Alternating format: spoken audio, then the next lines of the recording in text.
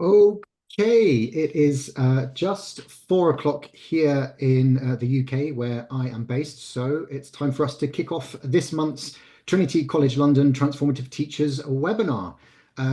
Good morning, good afternoon, good evening to everyone that's joining us live today. I was trying to check in the chat box where people are from, and I think we've got a good range of peers joining us from all over the world as usual. I've seen Spain, Germany, Italy, Uruguay, Paraguay, Brazil, India, Turkey, Ireland, Saudi Arabia, Oman, and the UK as well. So a really nice international group of people as always. And as always, lots of people are already using the chat box, which is what we like to see. Just before I hand over to our speaker for today, as always, a few housekeeping things for us all. So we're going to be here today for about an hour.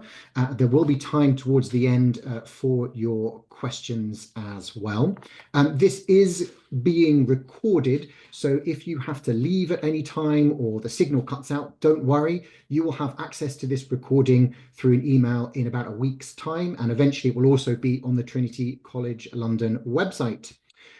Do play around with all the controls as always, so you get the best view pressing all of those buttons.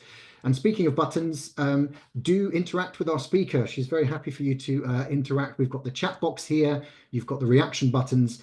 You'll see the chat box moves quite quickly because there are a lot of us here today. So if you have any questions that you'd like our speaker to answer towards the end of her talk, then it might be best to use the Q&A, and I'll round up these questions at the end.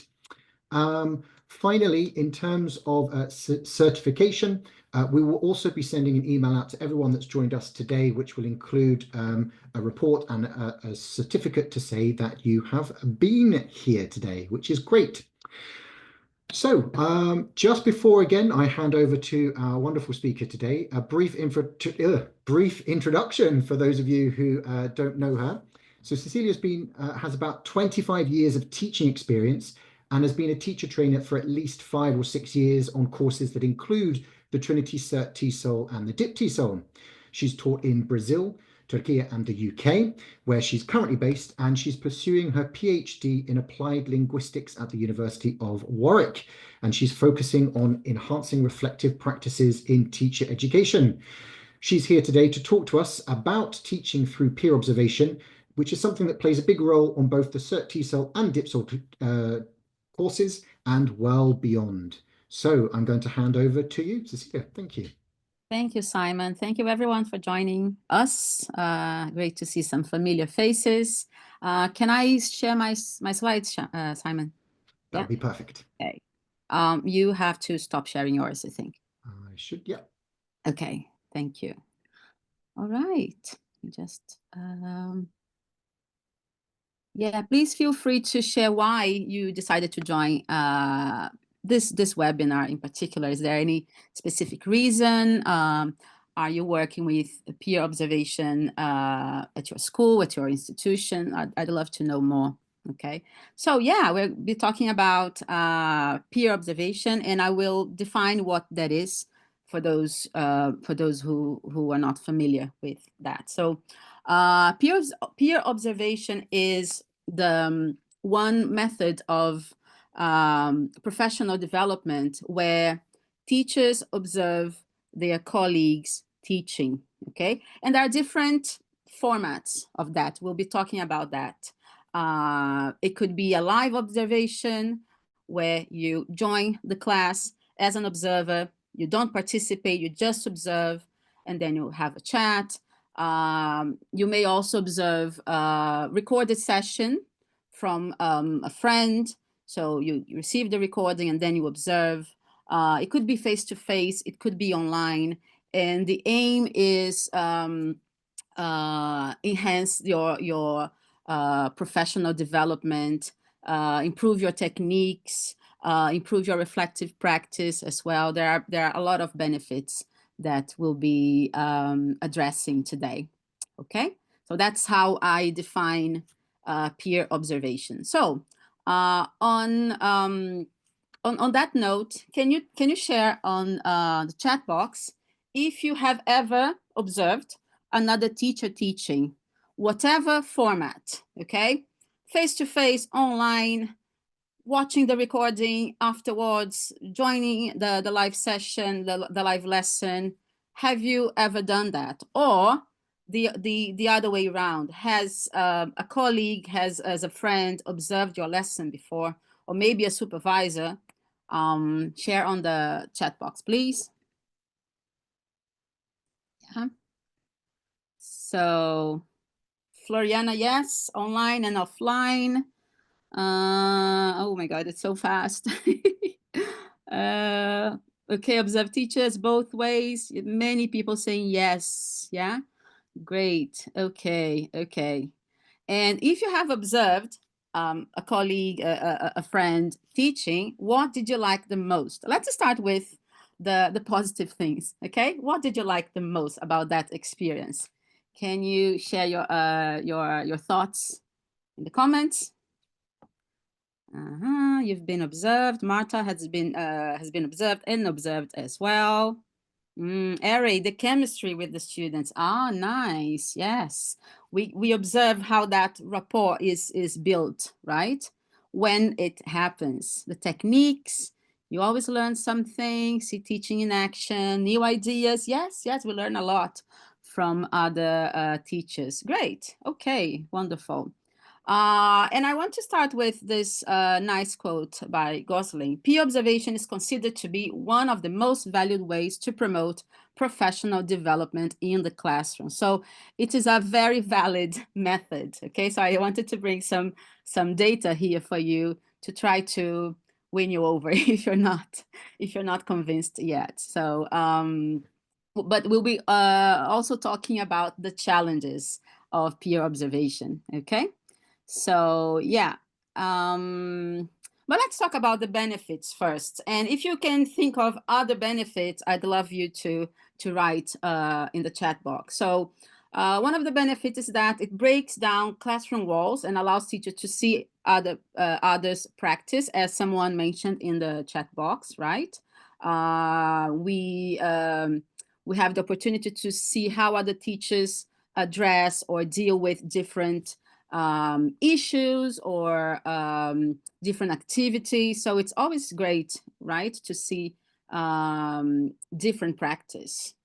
You may also feel supported to make changes. And if you see something working well, perhaps, oh, I may want to try that in my own classroom. So you have that reassurance idea, right? It also helps teachers improve their practice in ways that better promote student learning, because that's why we want to engage in peer observation and reflective practice. I think that should be the ultimate goal, to improve our students' learning and learning outcomes, right? The next one, especially for those teachers who are freelance, perhaps you work with private students, you don't work for an institution. It also reduces the sense of isolation. I think teaching sometimes can feel a little bit isolating.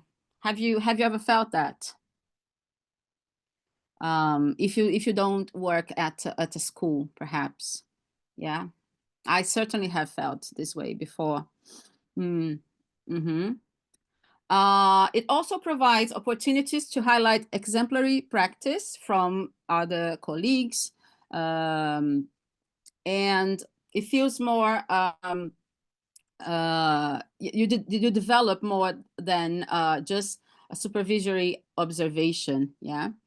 So yeah, can you think of other benefits that I did not mention here? I hope that you can think of others. Let's see. Very good, Malgorzata. I'm sorry if I mispronounce your name. She says it gives a chance to confirm what I'm doing right in the classroom. Yeah, that's reassurance, right? Uh-huh. Great.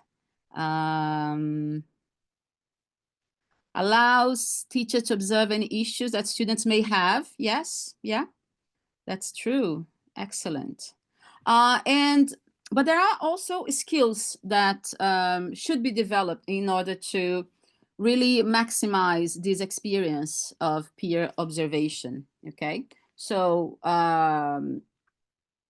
we can improve those skills. Noticing, how to notice things, especially those subtle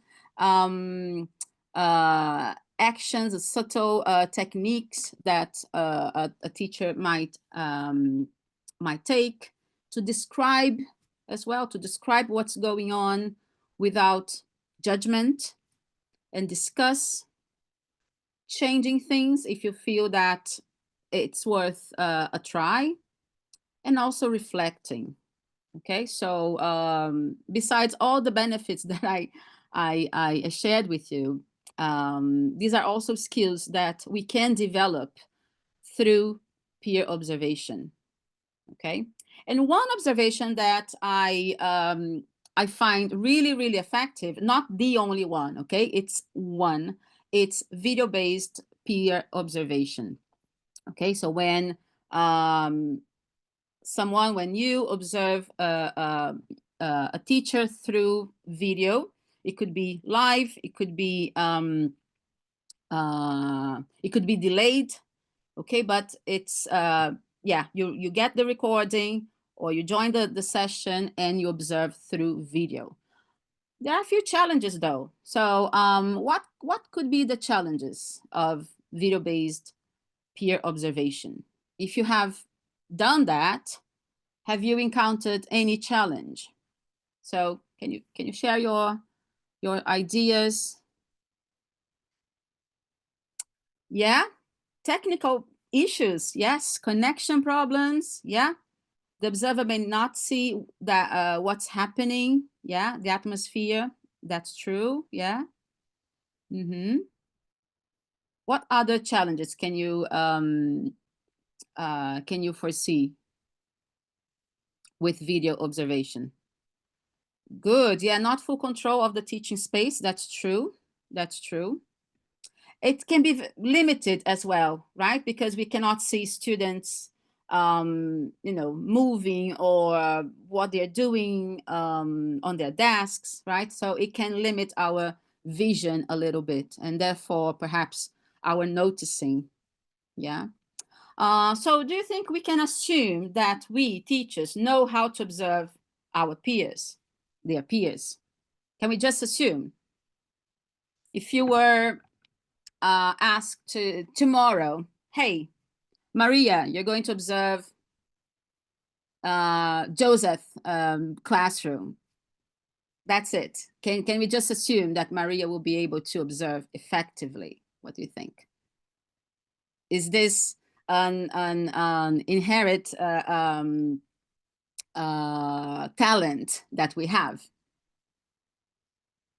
According to literature, it's not, okay? We need to be trained to observe other teachers, okay? It's not something that that happens naturally or spontaneously. So, and these are some of my reasons why I like video-based peer observation. So there are no limitations in terms of distance, time zone, right? As long as we align our schedules with the observers and the observees. So this can happen. It also allows for multiple observers for one lesson. It's not, it doesn't limit ourselves to have just one observer, okay? Which perhaps if it's a face-to-face observation, we might have issues with space, yeah, depending on the classroom, the physical classroom. We might not have, enough chairs for multiple observers. So that's an issue. It also avoids surprises, as videos can be previewed before sharing. Yeah, this is good. We cannot do that in a face-to-face observation, right? We cannot edit, yeah, or just try to hide some parts. We can also promote focused observations, as videos can be selected around particular viewing targets. So, and one idea, one way of structuring our observation is by using frameworks. And this is one framework that we shared in our book. Very simple one. Okay, I will give you a few seconds to read, but it's basically sets around the background and goals first. So consider the background and the goals for this observation, and then how the observer will collect data, how they will collect, they will observe, they will analyze that, that data, which is the video, right? Another area to be addressed is the logistics, like date, time. Is it going to be live or delayed? How are you going to share the video? You're going to share through Google Drive? Are you going to share through another platform? And also the impact. It's important to discuss the impact of the observation, okay? So this is just one example. These are some cautions for peer observations, things that we need to bear in mind for any kind of peer observation, okay? So it could be very helpful to have a facilitator in case you work at a school, so that who can appoint and guide for the observation process. Perhaps there are some protocols to follow, so it's great to have a facilitator. I always advocate for voluntary participation. I don't think head teachers, managers, they should impose. They should say, okay, you are going to observe these teachers, and so let's schedule that. I don't think this is effective.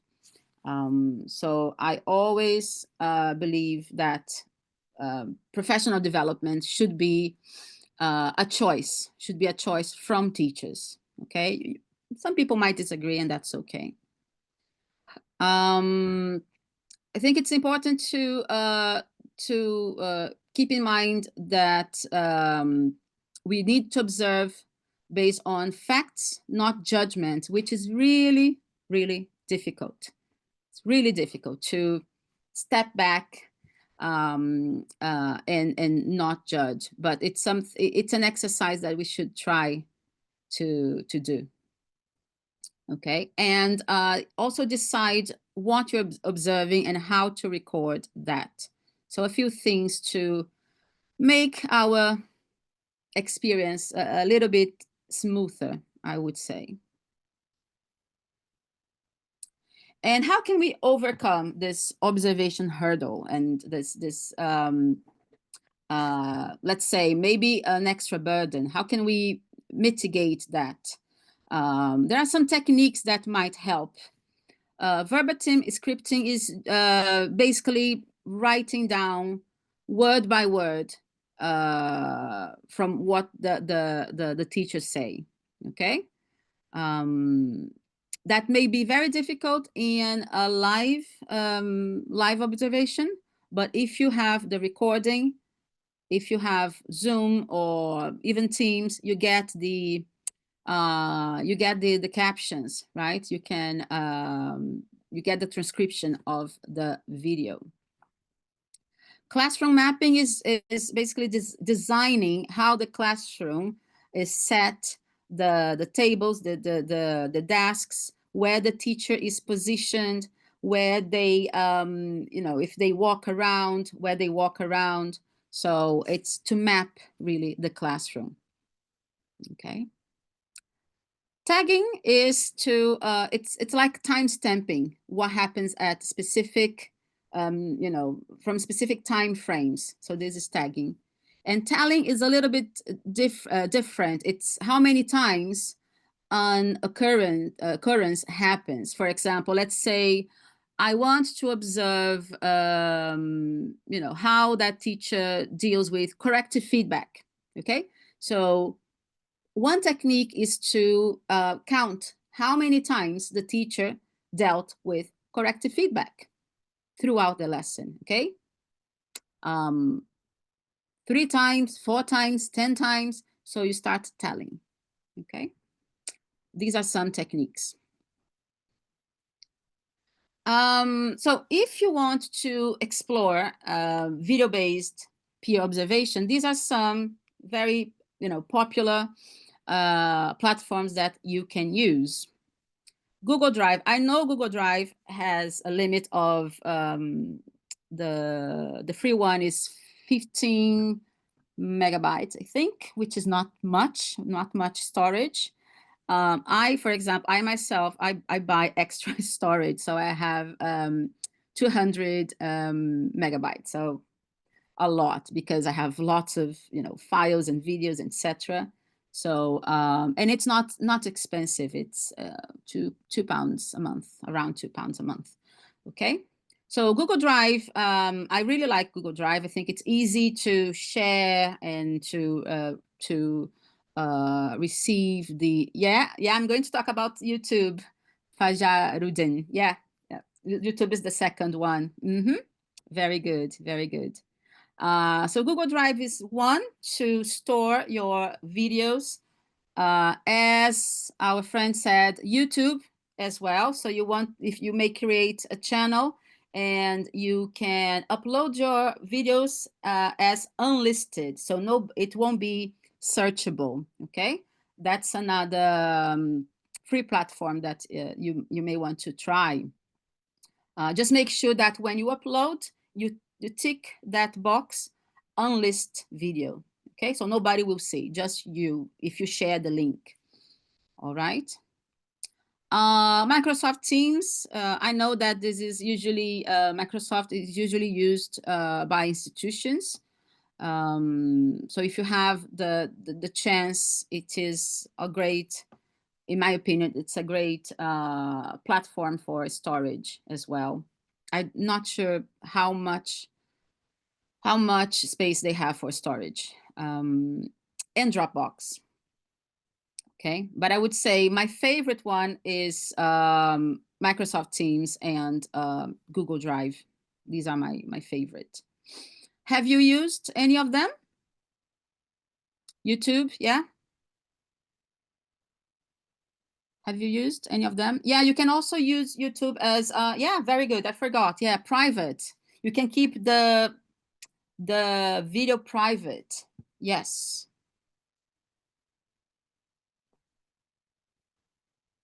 Sorry. Okay.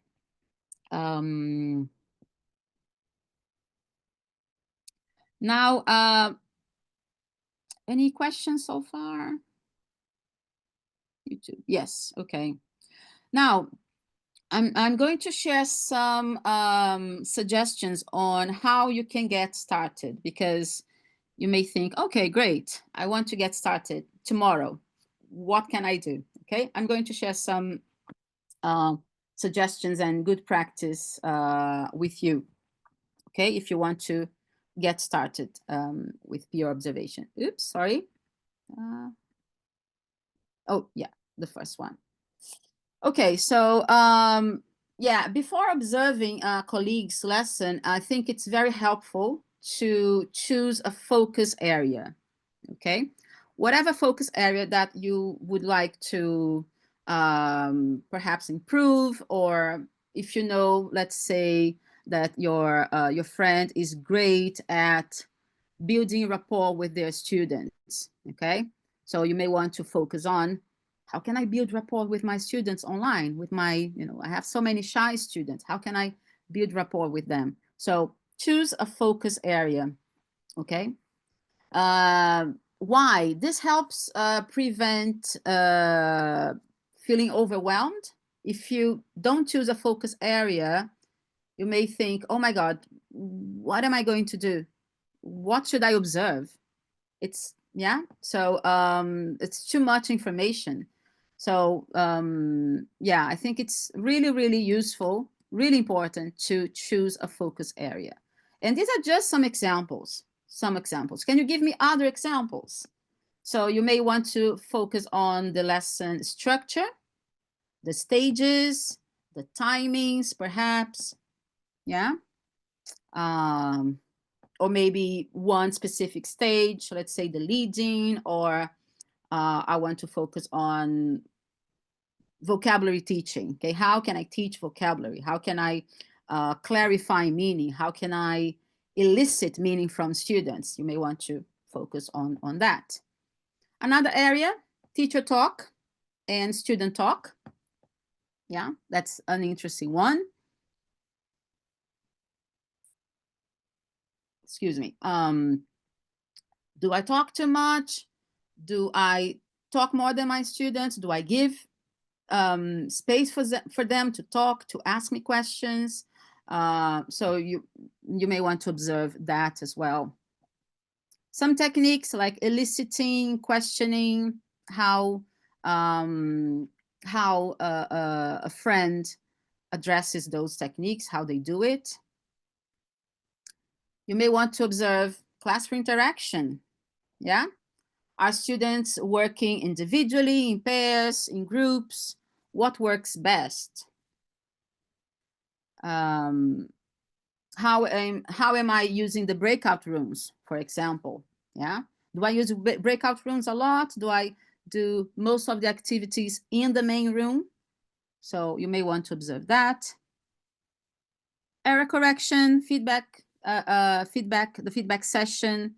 So what kind of techniques or strategies does my friend use, and what do I find useful? What do I find effective? Yeah. Fluency, yes, yes. Ah, very good, Simon. Time for emergent language. Love that. Yes. How do I deal with emergent language? Do I respond to students' questions on the spot, spontaneously, or do I kind of ignore that? Yeah. So there are so many interesting areas to focus on, right? It really depends on your objective, on the areas that you want to improve. Very, very good ideas. Yeah. Students' mistakes. Yeah. But also students' good use of language, right? Not just their mistakes. I think how they use language, how well they use language as well. Oh yeah, L1 interference. Yes. Yeah. If we talk about error correction, there are so many sub themes, right, in regards to error correction. CCQs. Oh, I don't like CCQs, but yeah, CCQs. Very good, very good. Okay, so this is the first step. Okay, this is the first step. Choose a focus area. Okay, it would be very. I have to say, it would be very difficult to engage in peer observation without choosing a focus area to begin with. Okay, so this is the first step. The second step, to remind yourselves, okay, to keep it low stakes and supportive. I could not emphasize this more. So I think we have to remember, yes, that we're doing that to support our colleagues and for our own development. So peer observation is about learning together, not judging. Okay, not judging each other.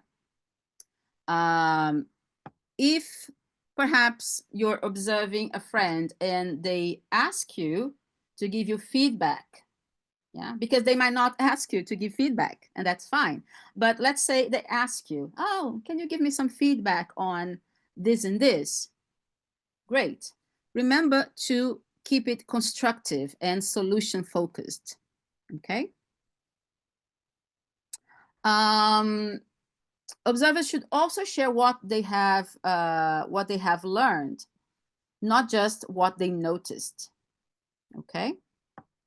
So yeah, I think many teachers, one of the reasons why some teachers don't engage in peer observation is that many teachers feel nervous, right, about being observed, especially if they know they are being evaluated. So it can be really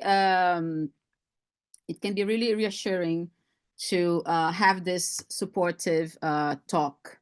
Okay, setting clear expectations can reduce that anxiety. Okay, so for example, this could be just an example of something that the observer could share with their, observee. I really like the way you engage the quieter students. I wonder how they would respond if you tried more open-ended questions. Okay. So you are giving a suggestion, but without imposing. Why didn't you ask open-ended question? You see the tone that is different. It's aggressive. You don't want to be aggressive, right? So, and this is something that you could try together. Yeah.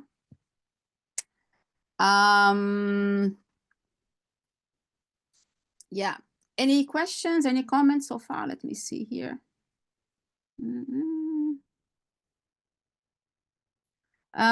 Yes, I will share this presentation with Simon, and then I don't know if will you be able to share with people, Simon? Absolutely, yes, we can do that. Cool. All right. Yeah, no problem. No problem. So this is the second step. Okay, it's like a reminder. Just a reminder for us. The third step is use different observation formats. So remember that you can choose. You can choose from various formats. Okay, to suit your context, to suit your availability.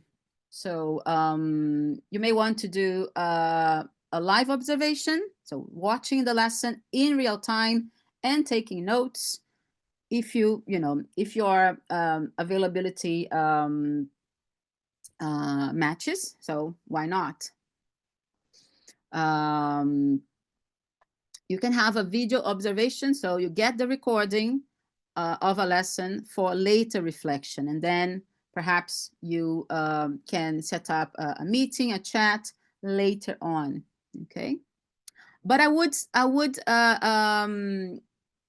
recommend, do not wait a long time to watch the lesson and to have a conversation. Okay, timing is really important. Timing is really important in observation.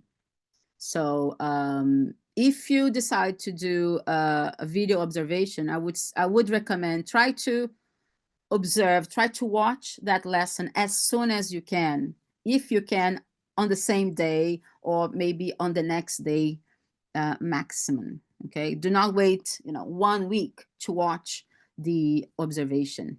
Okay, because the teacher that you are observing, for example, they might not even remember what they did, what happened in the classroom. Okay, if you ask me what I did last week in I won't remember. Okay, so yeah, so timing is really important. And you may want to use a messaging platform to give feedback. Can you give me examples of messaging platform? I'm eliciting from you. Which ones can you think of? Oh, Discord. Okay, it wouldn't be my first choice, but all right. WhatsApp. Yes, WhatsApp. Any other? Slack. Yes, I like Slack. If you're in China, you might want to try WeChat. Yeah. There's also another one in China that it's used in China. It's Ding Talk. WhatsApp. Yeah. Line. What's that? I don't know this one, Simon. Line. Oh. Is this used in China as well? Oh, Taiwan. Okay. Okay. So yeah, so you might want to do the feedback on the spot, but through this WhatsApp or a similar platform. Okay, what do you think about that? Do you think it's a good idea? What What are the affordances? What are the benefits of that? Have you ever tried? Have you ever tried using WhatsApp or Slack or another one, Discord, and what are the other ones you mentioned? Slack, yeah, Facebook Messenger. Yeah, yeah. Emails. Oh, I think emails can be a bit. It can be a bit, unless you are both online at the same time. Yeah, it could be Google Chat. I don't know Google Chat. What is Google Chat?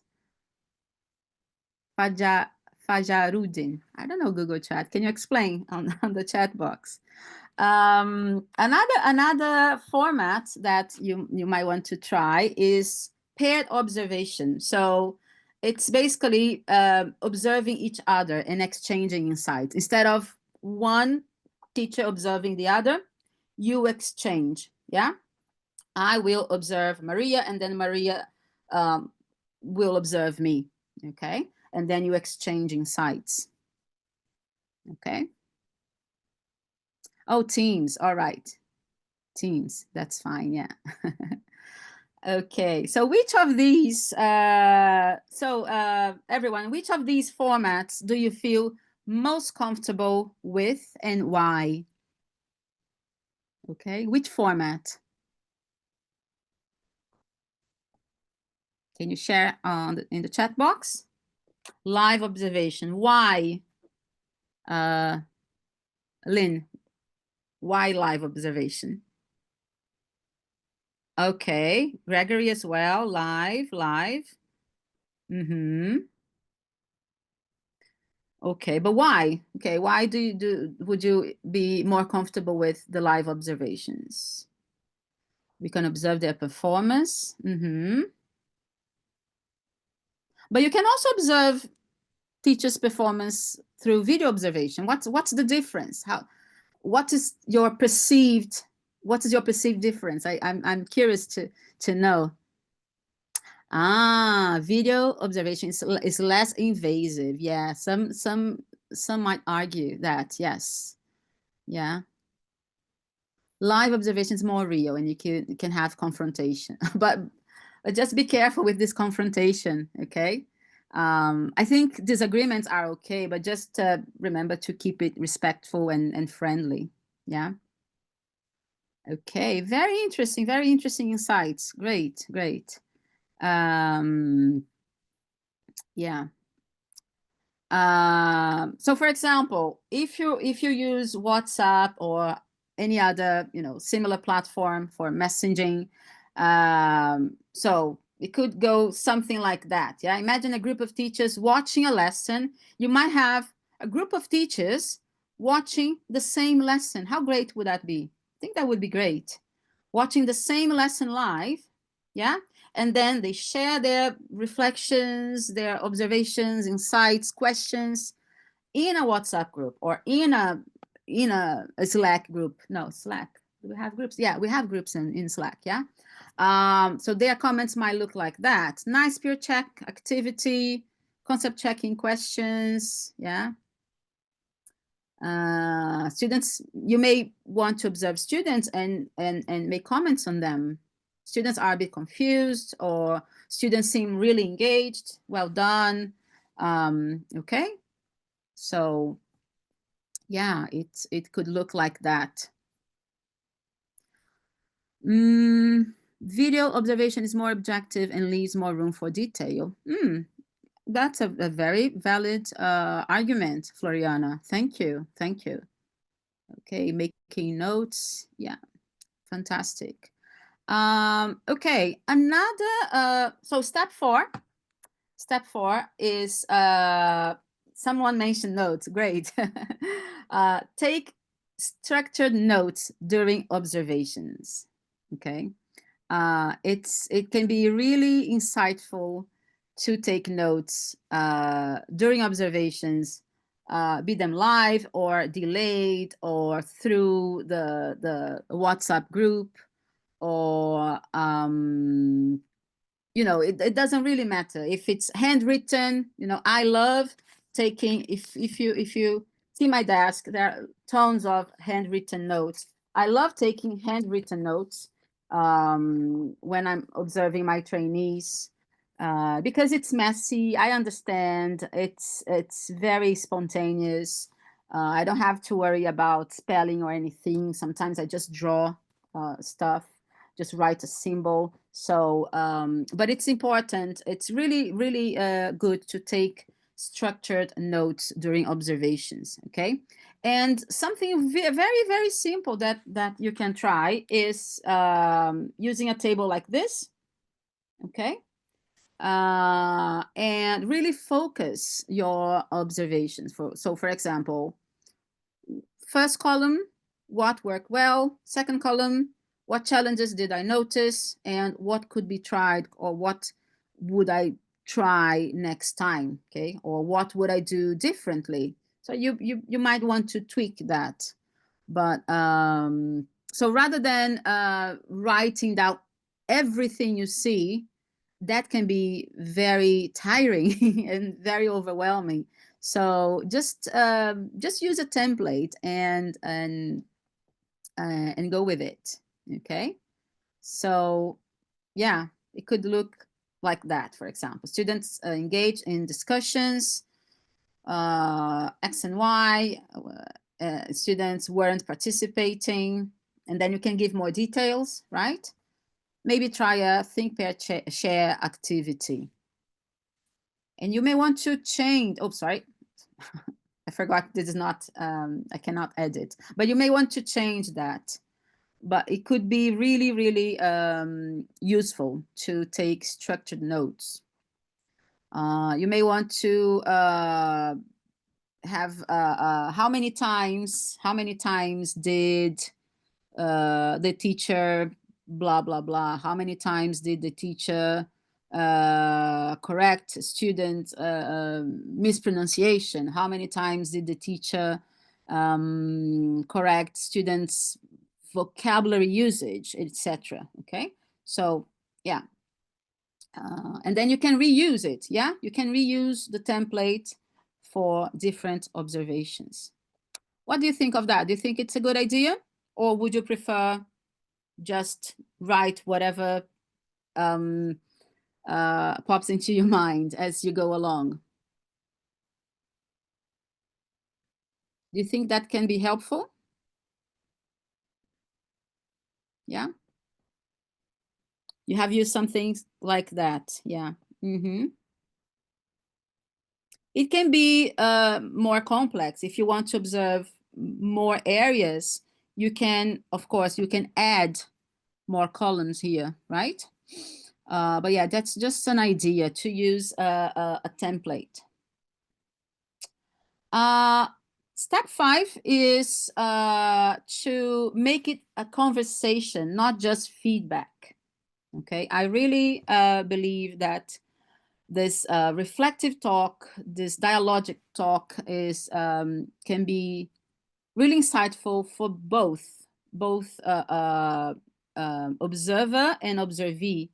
So yeah, make it a conversation. So feedback sessions should be interactive, right? It should be interactive, not just one person speaking and the other listening, but it should be a two-way street, I believe. Yeah. And ideally, it should encourage reflection from both sides, right? So, for example, instead of listing strengths and weaknesses, maybe you can try this approach, a more dialogic approach. Okay. So, for instance, if you're observing a colleague, ask your colleague's perspective first instead of you starting. So ask them first, how did that lesson feel for you? How did you like that lesson? Okay. And then you may want to compare observations. Yeah. So you may want to say something like that. I noticed students hesitated before answering. What do you think? Did you notice that too? Or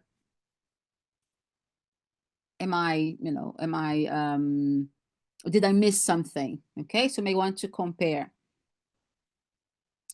And try to use open-ended questions to spark ideas. What might happen if you tried? Okay. Would you do this? Yes or no? Why? Oh, would you do this? It's not an open-ended, sorry. What would you do if your students blah blah blah, right? So yeah, try to ask. You see, it's difficult. Try to ask open-ended questions. Let me see here. Diplomacy. Yes, very good, very good. I think the intimacy of live pair observation allows for conversation. Yeah, it not only provides learning for our peers, but also benefits bonds. I completely agree with you, Andy, between teachers. Yes. I would say, yeah, if you choose the paired observation, choose someone you trust. Choose a teacher you trust. Choose a teacher that you respect, and maybe they don't have to be your friend, your best friend, but someone that you look up to, you admire, and that is mutual, right? Yeah, and ask if they are willing to observe you, if they are interested in observing you as well. Yeah. That's what we call, or you may want to choose a critical friend. Have you heard this word before, critical friend? Yeah. No, critical friend. A critical friend is often a colleague. It doesn't have to be a friend, yeah, but it's someone that you perhaps might work with, or or you might have worked together before, who can give you honest, constructive feedback. Yeah. Who will not sugarcoat the conversation, but at the same time, they will not criticize you or judge. So a critical friend is someone that you can trust for observation, and who can give you honest and constructive feedback. Okay. So do you think that you have a critical friend? Or can you think of someone who could potentially be a critical friend?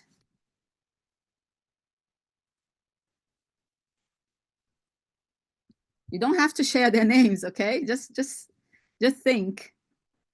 They don't necessarily have to live in the same city you live. Maybe it's someone you've been talking a lot through social media. You follow each other on social media. You have similar perspectives, similar ideas in regards to teacher development. It doesn't have to be someone physically close to you. I mean, yeah. Yes, Michelle. Yes, we're more than critical friends. We're your best friends. But yeah, so yeah, so I think it's what I want to highlight here is to make it a conversation, right? Make it a dialogue, not a lecture. And my last step is try, if you haven't done that. No, it's not my last step. Sorry. No, sorry, not my last step. Try online peer feedback for busy teachers. Who is not busy, right? For all of us. So yeah, you might want to try Google Docs. I know everybody knows Google Docs. Docs, not dogs, to upload notes, add comments simultaneously. So share folder with them. And we've mentioned WhatsApp and Slack before, yeah? Quick reflection, or even Padlet. Even Padlet, yeah? Good old Padlet. Share space for peer feedback as well, yeah? So have you tried any of them for peer feedback? Have you used any of these platforms for peer feedback? So in this case, it would be written feedback, written reflections.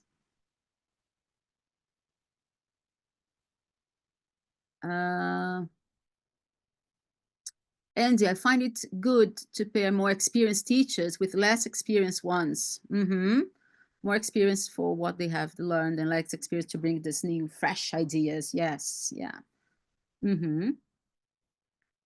I agree. Yeah. WhatsApps. Svetlana, WhatsApp. Okay.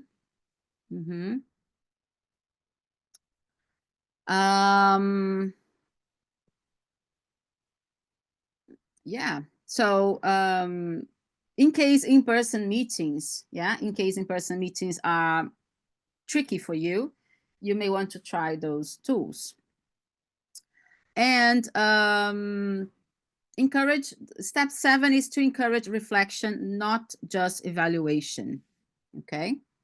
So it's to go a little bit deeper on beyond describing something that happened, but really trying to understand the reasoning, the rationale for certain choices that the teacher makes. Okay, so so reflection moves beyond what happened to why happened. Yeah, ask why more often than what. So these are some reflective questions that you may want to ask the teacher you're observing. Okay, how did students react to your instructions or react to your questions? What strategies helped engage all learners? These are very broad questions. Okay, you can narrow them down to suit your context. I like the last one. If you taught this lesson again, what would you tweak? We usually ask this question to our CertiSol and CELTA trainees. What do you think of these questions? Do you think they encourage reflection or evaluation? I hope you say reflection, but let's see. Based on points 1 and 2. That's good. Yes, yeah. Can you think of other questions, reflective questions that you can ask yourself or you can ask a teacher that you are observing?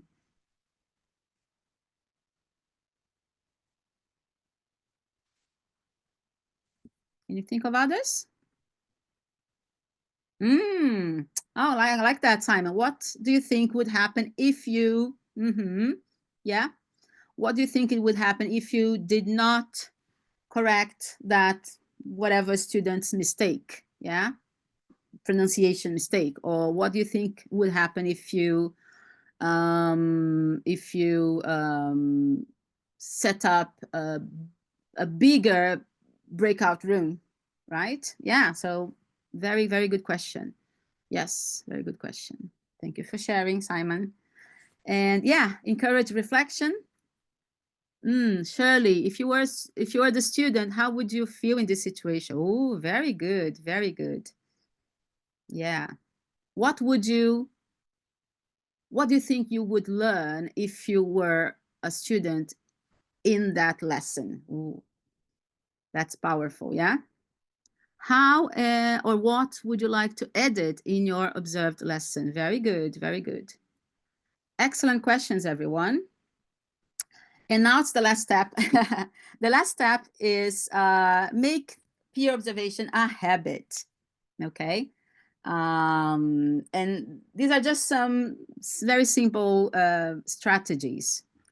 So in order to make peer observation sustainable and to have long-term impact, I think it needs to be part of the teacher's routine, not a one-off event. You know, for example, every 2 months you do peer observation. So I think it could be really impactful if you make it a habit. Of course, something that suits your context, suits your availability. I'm not saying that you have to do peer observation every day, okay? I'm not saying that. I know this is unrealistic, but just think about how you could make it more sustainable. So start small. Start small.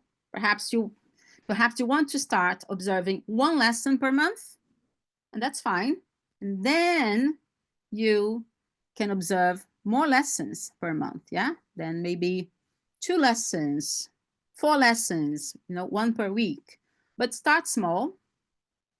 Pair up, so find your observation buddy or a critical friend, or find someone who has similar goals as you have, who wants to develop professionally as well.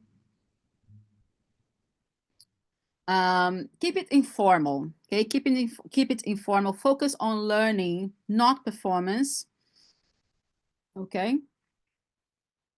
And my last strategy is to follow up. Don't observe and then say, okay, bye-bye, see you. What's the follow-up? Are you going to have a meeting? Are you going to have a chat over, you know, WhatsApp or Slack? Are you going to have a pre-chat before, you know, before you observe, or maybe a post-chat? So have a follow-up, okay? It could be a short chat or even a voice note. It could be even a voice note. If you don't have time to type, to write, you might want to share a voice note with your friend. Yeah, if you're using WhatsApp, I think Slack, you can do that as well. Yes, you can share voice notes on Slack. DingTalk, I'm not sure. WeChat, I'm not sure. But yeah, I think most platforms allow, right, voice notes. Okay, so these are some steps. And with that, I think I finish. I hope you found it useful. Do we have any questions on the Q&A, Simon? Yes, we do. Just before we get to the questions, just thank you for all of that wonderful information and all of those Thank ideas and things for us to reflect on as well. A few of thoughts that came to my mind there. I really like how you're pointing out that we can all learn from observations. So, you know, even as a very experienced teacher or trainer, we can go and watch someone that's fairly novice and see something and think that's fantastic. Or you. maybe it's something that I haven't done for a while and I should be doing a bit more of that. Now I'm seeing it, I Mhm, see the value of it. So I loved mhm. that. And also the idea that peer observation can also lead to affirmation. So you can see that, as you said before, sometimes it can be a bit isolating. Even working in a school, you might together Yeah, in the staff room talk, but in the classroom, it's kind of you alone. So yeah, having someone else observe you, or you observing someone else and think, oh yeah, that's how I do it. And if they're doing it and you're doing it, maybe it's a good thing that you're both I've been doing doing it. You something know, right. Yeah. those kind of things, which is great. And one of the questions that has come up, I guess, from a couple of people is about the ideal duration. I mean, we all know that on a CERT TESOL course or on a DIP TESOL course, they can be as little as 20 minutes or up to an hour long observations. Yeah. Is there an ideal? Is there value in someone coming in for 10 or 15 minutes? You know, what are your thoughts on that? I think it is valid. I think it's valid. You, I think you don't have to observe a full lesson if you don't have the time for that. You might want, that's why I said focus your observation, right? You might want to focus on, I want to observe the free practice, okay? And that might take 10, 15 minutes. or I want to observe the pre-teaching of vocabulary. So I think it is valid. It depends on your focus, right? It depends on your focus. But even if it's 5 minutes, but if we can see so much in 5 minutes of of an observation, so much can happen, Absolutely. right? And I guess it's interesting as well, a couple of people asking, and I think you've mentioned it earlier, you mentioned it earlier, that in terms of what to look for, it could be that you as the observer, you want to look for something because maybe you've heard that one of your colleagues or a peer does something particularly well and you want to see them do it. Or it Yeah. could be you as the observer, as observee, I suppose, the person being observed, when you say, there's something, I'm not quite sure about how I'm doing this. Can you come in and see it? Can you check what Mhm. I'm doing? So it works both Yeah. ways, I Both suppose. ways, And absolutely. Yeah. one of the questions that's come up though is you had that wonderful list of things that people could be looking out for, and everyone here was joining in with, error correction and how to use Yeah. emergent language and the use of the board and things. Is there an ideal of number of things that you could ask to be observed upon or that you should be focusing on? Because it seems like there's so many things that it could become overwhelming if you're trying to look at everything. Yeah. I would suggest not to focus um on more than two areas, I would say. And as long as they kind of match, they are kind of connected, it can be very overwhelming. Yeah, very Right. overwhelming, And, especially depending on how long you observe the lesson, right? So if you observe a full lesson, it's you have to to pay attention the whole time, so it can be and you can collect so much data. So I would say no more than two areas. Yeah, but one and area is ideal, I would say. and that sort of reflects what happens quite often on, say, a cert TESOL course, right? The teacher trainer is watching everything, but very regularly Watch there's kind of a everything. report at the end saying, well, you're doing really well here. That's fantastic. Next time, I'm really going to be focusing on these kind of 2 or 3 action Yeah, points exactly. that's going on there, which is really Yeah, nice to see as well. And I think that kind of leads me to this idea as well that actually, as you pointed out, that learning to observe and learning to give feedback is actually quite it takes quite a lot of practice, doesn't it? And that does form part of, becoming a trainer, that kind of idea from yeah, teacher to trainer. And actually, peer observation can be a really nice way of practicing this so that if you do step into the world of training on a cert TESOL or a dip TESOL, any of those kind of, or even internal training, it's a really good step, I think. it is absolutely, it is, because we tend to be judgmental. Yeah, it's natural. We want to evaluate Mhm. people, but with peer observation, and the more you observe, the more you learn, right? I think we learn to be more, to listen more, and to step back, and to engage more, rather than imposing our views, because we don't know everything, right? No matter how experienced we are. So I think it's a great learning experience for both people. Yeah. Absolutely, yeah. And learning how to ask those reflective questions, like the models that you had, and what works, Yeah. and tweaking things and doing that. I think that's all part of growing as a teacher and a teacher trainer and an educator in all. Yeah. All right, at that point, we're just over the hour now. So thank you to everyone that's joined us live today. A reminder that a recording of this webinar will be automatically sent to you, as will a certificate of attendance. And a huge thank you to you, Cecilia, for sharing all of your thoughts, ideas, and Pleasure. practical things that we can all now take back to our classrooms, institutions, and share with our peers. Thank you very much. Thank you. Thank you. I will share the slides with you, and then you share with people. Oh yes, fantastic. Yes, of Yeah. course. Yeah, if you share the slides with us, we will put them on the Transformative Teachers website Okay. when the recording goes up, which will be in probably about a month or so, something like that. Okay. So you have That's to wait. great. Thank Thank you very much, thank everyone. you, Enjoy the everyone. rest of your mornings, days, evenings, and I look forward to seeing a lot of you next month for the next Trinity College London Transformative Teachers webinars. Bye bye. Thank you, everyone. Bye.